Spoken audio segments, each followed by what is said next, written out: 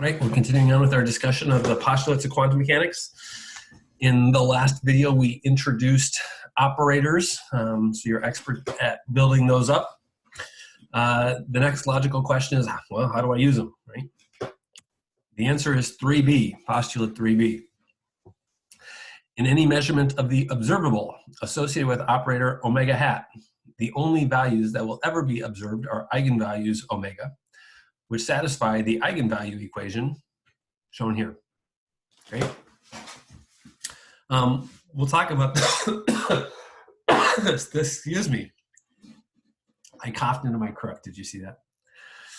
Okay, we're talking about eigenvalue problems. So at first glance, I think this is what a number of you may want to do, which would be to treat this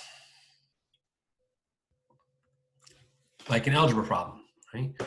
You've got some wave functions, psi on both sides, and you want to cross those things out, but you can't do this, okay? This is not an algebra problem.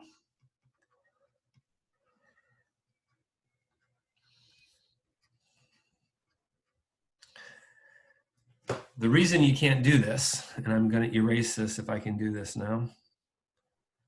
Oh, look at this. After a year, I am approaching competent on Zoom. The reason I can't do this is because operators can change a function, right? Operators do something to a function. They can change it, like take a derivative. Right? And so this is an eigenvalue problem from linear algebra. Right? If you have taken a linear algebra class, hopefully this is familiar to you. I suspect that most of you have not seen this before. And so I want to give you a brief interlude on linear algebra. Eigenvalue problems are ones which obey the following relationship, the following form. Let me show you what we got here. Omega hat is the operator. Right? We're operator experts. Psi is a function. So the operator is going to do something to the function, and what it returns is a constant times the same function.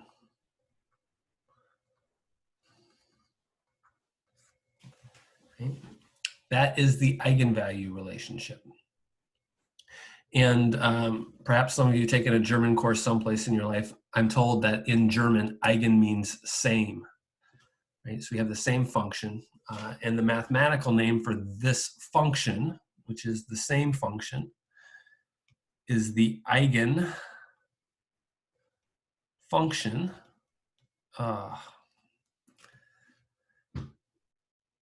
and the constant is the eigen value, right? So these are called eigenvalue problems. Operator, eigenfunction, eigenvalue, eigenfunction. If this seems abstract, I think doing a quick example will help. And so I'm going to work through these, but if you want to pause it and do it yourself, that's great. So which of the following functions are eigenfunctions of the operator ddx? Give the corresponding eigenvalue where appropriate. A, if I operate on my function, right, what I'm going to do is take a derivative of e to the ikx.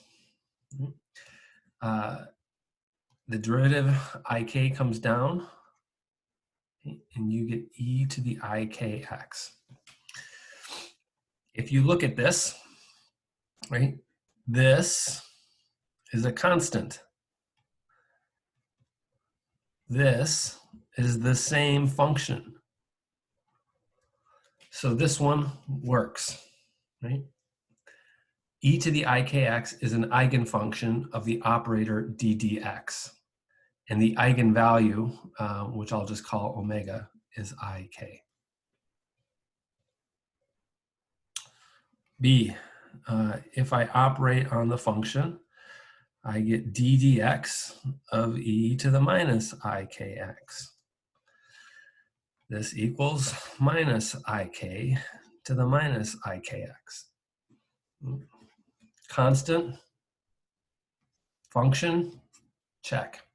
This one also works. I wrote that wrong, so I got to take this back.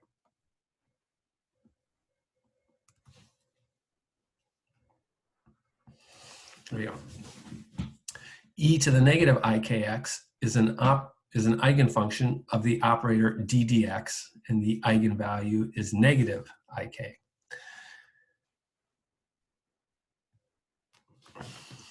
See, if I operate on the function e to the ikx plus e to the minus ikx, I get ik e to the ikx minus ik e to the negative ikx equals ik e to the ikx minus e to the negative ikx. Looks very similar. I have a constant.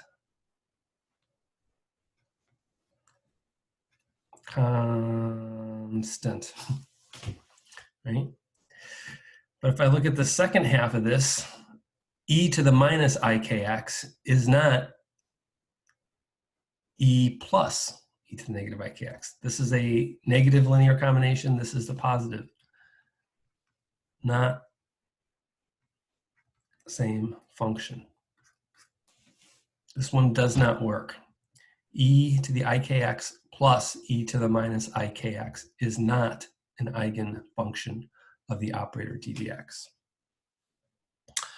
Last but not least, if I operate on cosine,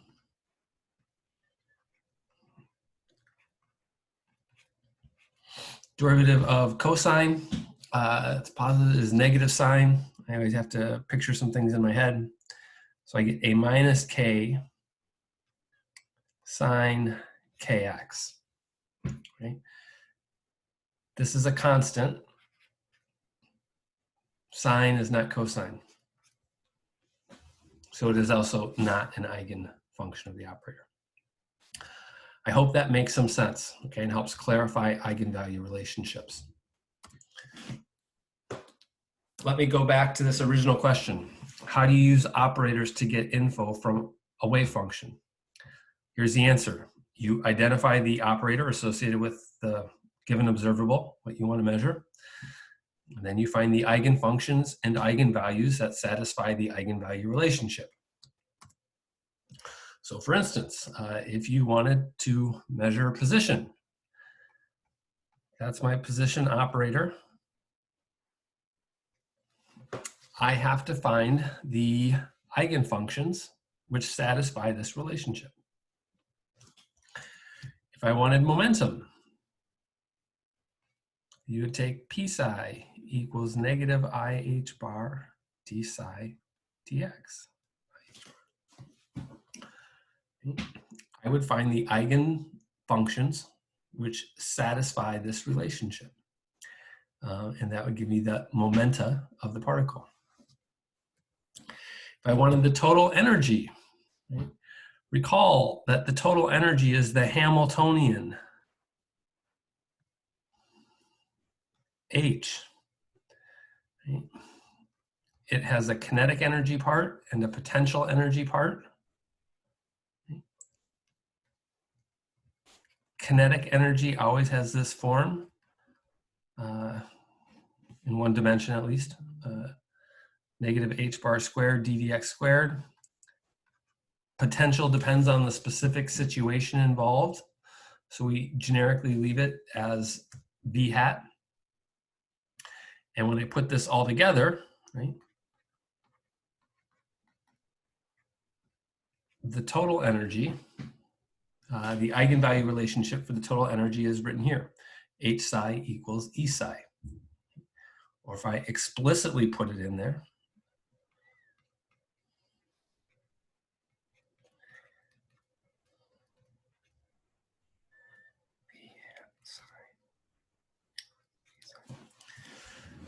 Now, apart from my pen, which has jumped across the page,